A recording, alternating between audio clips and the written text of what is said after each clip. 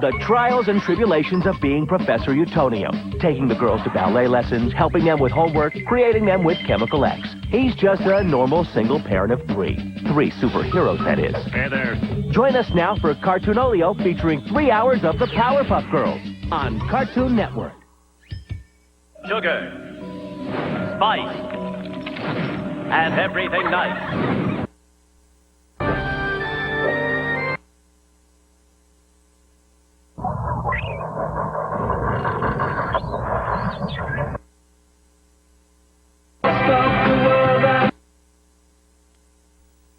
Unmanned spy plane goes down in Pakistan.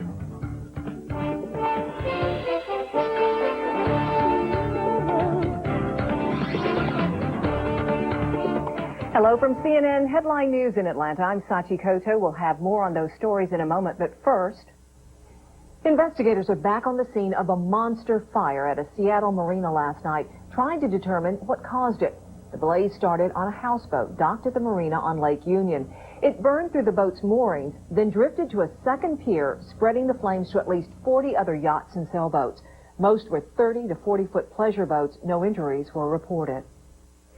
Days of heavy rainfall have turned the Mississippi River into a menacing danger to some communities near its banks. Keith Oppenheim reports. The mighty Mississippi is getting mightier and potentially more dangerous because of this. Rain is swelling this artery of water surrounding houses, submerging cars, and motorcycles. A close view of this pickup truck might make you wonder how it got stuck. A wide view explains the entire road has been submerged. The conditions forced the proprietor of this hotel to move everything out of his basement. Yeah, that's an inconvenience, but I've got a lot of family, and we just loaded her up, and we did it in about 2 hours. Grafton, a low-lying town of just 650 people, is used to flooding. We've been constantly rerouting traffic either around our town or through our town as the water comes up. The hope, though, is the water has come up about as far as it will go. The outlook is similar in Crystal City, Missouri, where teenagers nonchalantly fish in, that's right, in, to downtown streets that are completely underwater. A few get through the main intersection by boat. The four-way's always flooded ever since I can remember. It's been flooding forever. One of these days, maybe they'll fix it. Indeed, hard to get away from something so picturesque that every few years transforms a beautiful area into a disaster area. Keep in mind, 9 people in the region died due to incidents related to the floods, but the good news, better weather in the weekend forecast. That's the possible relief residents here very much need. Keith Oppenheim, CNN, Grafton, Illinois. The wildfire situation in Arizona is cooling down. Firefighters say they expect to contain the last major fire in the state by tonight. The blaze around Prescott torched 1,300 acres and forced nearly 1,500 people to evacuate. Some of those people are now back home. A fire near Payson was fully contained last night. Officials say those fires may not be the last for firefighters in Arizona this season. Word is that they may be just a warm-up of things to come.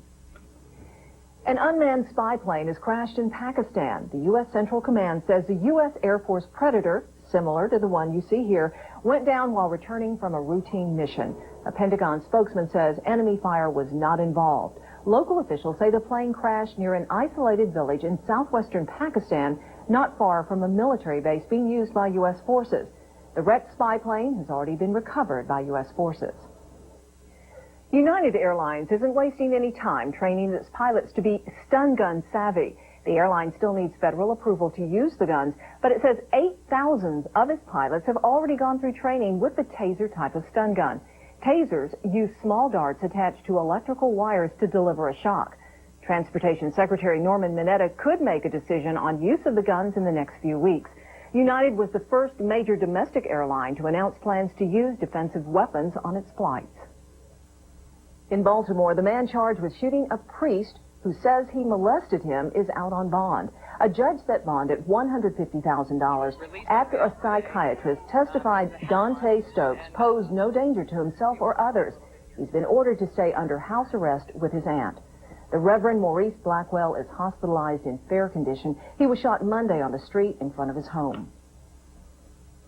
Dozens of people are being detained in Texas after a prostitution bust that's looking more like a rescue.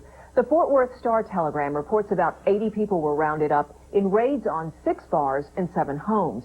Some of the suspected prostitutes are reportedly girls as young as 12. Investigators say they may have been illegally smuggled into the U.S. from Honduras against their will and forced into prostitution.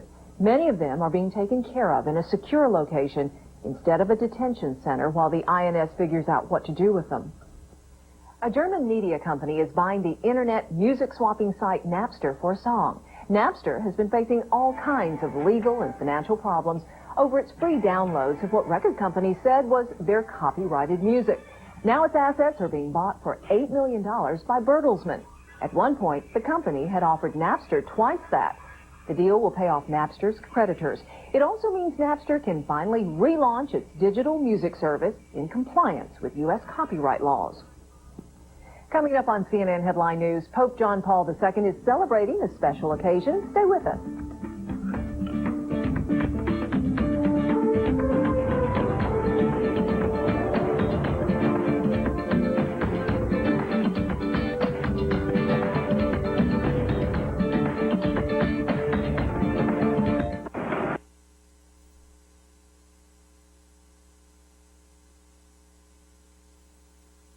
Cut all my hair off, and now all my friends.